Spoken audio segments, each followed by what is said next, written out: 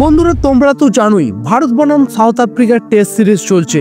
আর প্রথম টেস্টে হারের পর সকলেই ভেঙে পড়েছিল, ফ্যান, প্লেয়ার, এমনকি ক্রিকেট এক্সপার্টরাও। কিন্তু একজন মানুষ তখনও শান্ত ছিলেন, তিনি হলেন আমাদের কোচ গৌতম গম্ভীর। হ্যাঁ বন্ধুরা, ঠিকই শুনেছো তোমরা, যখন টিম ইন্ডিয়া হারের দুঃখে কাঁপছিল, গৌতম গম্ভীর তখন তার নতুন মাথায় নতুন প্ল্যান তৈরি করছিলেন। কারণ তিনি জানেন দল হেরে গেলে হার মেনে নেওয়া যায় না, দল হেরে গেলে কিছু পরিবর্তন করে আবার একটা কামব্যাকের স্টোরি লিখতে হয়। আর সেই বদলগুলি যেগুলো দ্বিতীয় টেস্টে আসছে, সেটা সম্পর্কে বিস্তারিত আলোচনা করব বন্ধুরা আজকের ভিডিও। তাই অবশ্যই ভিডিওটা বন্ধুরা শেষ পর্যন্ত দেখবেন, এবং ভিডিওটি ভালো লাগলে অবশ্যই কমেন্ট বক্সে কামব্যাক অফ ইন্ডিয়া লিখতে ভুলবেন না। যতদূর শোনা যাচ্ছে যে গৌতম গম্ভীর ভারতীয় টিমের মধ্যে 3টি বড়সড় পরিবর্তন করতে চলেছেন। প্রথম পরিবর্তন সেটা হলো ক্যাপ্টেন শুভমান গিল। তিনি প্রথম টেস্টে চোট পেয়েছেন, তাই তিনি খেলবেন না। পরবর্তী ম্যাচে তার জায়গায় জায়গা পেতে পারেন সাই সুদর্শন। ওপেনিং করতে নামবেন এই সাই সুদর্শন শুভমান গিলের জায়গায়। তিনি দারুণ প্লেয়ার এবং ক্ষুধার্ত, দারুণ শট মারতে পারেন, দারুণ প্লেয়িং স্কিল আছে, তাই তিনি হয়তো শুভমান গিলের একটা সঠিক রিপ্লেসমেন্ট হবেন। দ্বিতীয় পরিবর্তনটা হলো ক্যাপ্টেন্সিতে।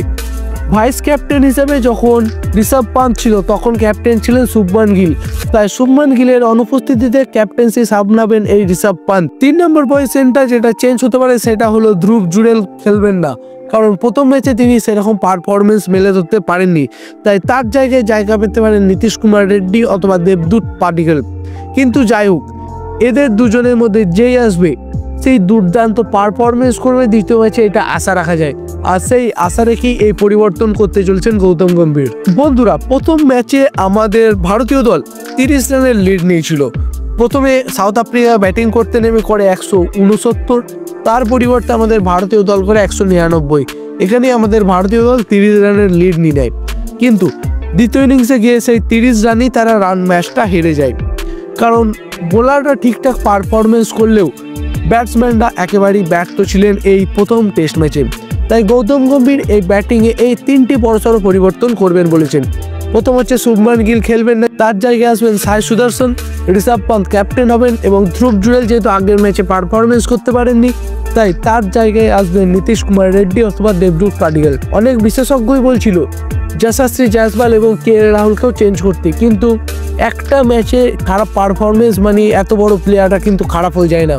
তাই গৌতম গম্ভীর সিদ্ধান্ত নিয়েছেন পরবর্তী ম্যাচেও কে রাহুল এবং যশস্বী জয়সওয়াল অবশ্যই প্লেইং 11-এ থাকবেন। তাহলে বন্ধুরা, এই ছিল 3টে বড়সড় পরিবর্তন যেটা দ্বিতীয় টেস্টের আগে গৌতম গম্ভীর করে ফেলেছেন ভারতীয় দলের মধ্যে, যাতে ভারতীয় দল এই দ্বিতীয় টেস্টে দুর্দান্তভাবে জিতে নেয় এবং সিরিজটা নিজের জয় করে তাদের যে ভারতের যে মধ্যে যে টেস্ট সিরিজগুলো হচ্ছে, সেটা যে হারের একটা সিলসিলা তারা চালিয়ে যাচ্ছে, সেটা থেকে যেন তারা কামব্যাক করতে পারে।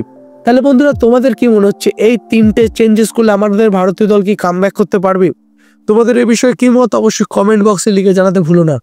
ভিডিওটি ভালো লাগলে বন্ধুরা অবশ্যই একটা মন থেকে লাইক করে দেবেন, এবং কমেন্ট বক্সে অবশ্যই লিখবেন কামব্যাক অফ ইন্ডিয়া। বন্ধুরা, আজকের জন্য এই পর্যন্তই। ফিরে আসছি খুব শীঘ্রই নতুন কোনো ইন্ডিয়া রিলেটেড আপডেট নিয়ে। ততক্ষণের জন্য ভালো থাকুন, সুস্থ থাকুন এবং টিম ইন্ডিয়াকে সাপোর্ট করতে থাকুন।